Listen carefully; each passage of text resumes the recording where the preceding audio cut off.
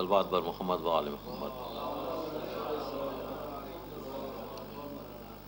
اعوذ باللہ من الشیطان الرجیم، بسم اللہ الرحمن الرحیم۔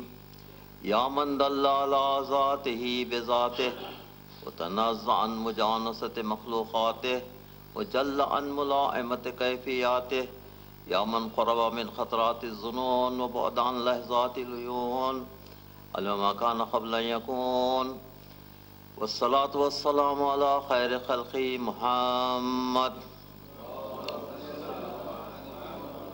خاتم النبیین و سید المرسلین و رحمت للعالمین وَأَهْلِ بَيْتِ الطَّيِّبِينَ الطَّاهِرِينَ الْمَعْصُومِينَ الْمَظْلُومِينَ۔ اللہ تبارک و تعالی فی کتاب المجید والفرقان الحمید وقولہ الحق، اللہ محسن وہو قدیم الاحسان۔ صلوات محمد۔ آج میں آپ کے سامنے فلسفہ احسان کے متعلق کچھ عرض کرنا چاہتا ہوں۔ آپ نے بہت کم اس کے متعلق سنا ہوگا، لیکن یہ اسلام کا بنیادی ستون ہے۔ احسان کا مطلب فکر و عمل کی وہ ساری راہیں جس میں عدل اور توازن ہو، جسٹس اور بیلنس، عدل اور توازن جس میں ہو، اور فکر و عمل کے سارے راستے جس میں عدل اور توازن ہو، وہ اس کو احسان کہتے ہیں۔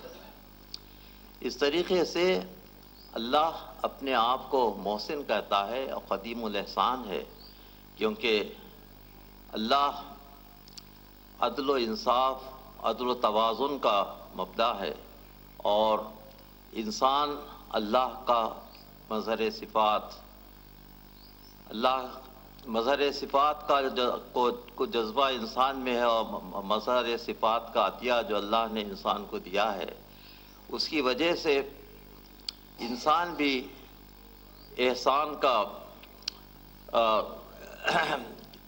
کا برتاؤ کر سکتا ہے۔ تو احسان کیا ہے؟ احسان یہ ہے، عدل کی کیا تعریف ہے؟ عدل کی تعریف ہے کسی چیز کو اپنے مقام پر رکھنا۔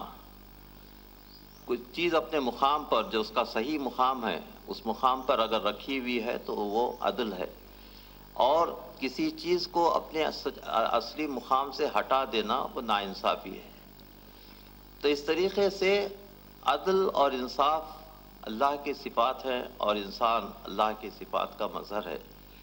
تو وہ احسان سے کام لے سکتا ہے اور چیزوں کو اپنے مقام پر، اصلی مقام پر رکھنے کی کوشش کر سکتا ہے۔ اب عدل و انصاف کے لیے، اور عدل و انصاف اور عدل احسان کے لیے جس چیز کی ضرورت ہوتی ہے، وہ انسان کا علم ہے، انسان کی صداقت ہے، انسان کی پاک بازی ہے، انسان کی نیکی ہے۔ یہ ساری کی ساری چیزیں احسان سے متعلق ہیں۔ جب آپ احسان کہتے ہیں، اس کے قریبی معنی بھی جب آپ سوچتے ہیں تو احسان کے قریبی معنی حق کے ہوتے ہیں۔ حق اور احسان ایک ہی ہے۔ تو جو مجسم احسان ہو، وہ مجسم حق ہوتا ہے۔ علی کے فضائل کا ایک مقام، اس لیے حضور کی حدیث ہے کہ علی مع الحق الحق مع علی، صلوات بر محمد و آل محمد۔ علی حق کے ساتھ ہیں اور حق علی کے ساتھ ہے۔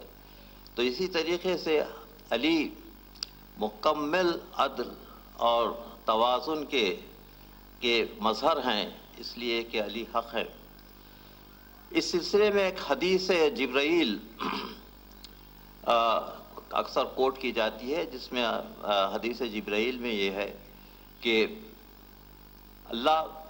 حضرت جبرائیل نے حضور سے دریافت کیا کہ عبادت کس طریقے سے کی جانی چاہیے، تو حضور نے فرمایا کہ اللہ کو عادل سمجھ کر، اور اللہ کو عادل اور متوازن سمجھ کر، اور متوازن سمجھ کر عبادت کی جانی چاہیے۔ اس طریقے سے کہ تم اللہ کو دیکھ رہے ہو، اور اگر تم اللہ کو نہیں دیکھ رہے ہو تو یہ سمجھو کہ اللہ تمہیں دیکھ رہا ہے۔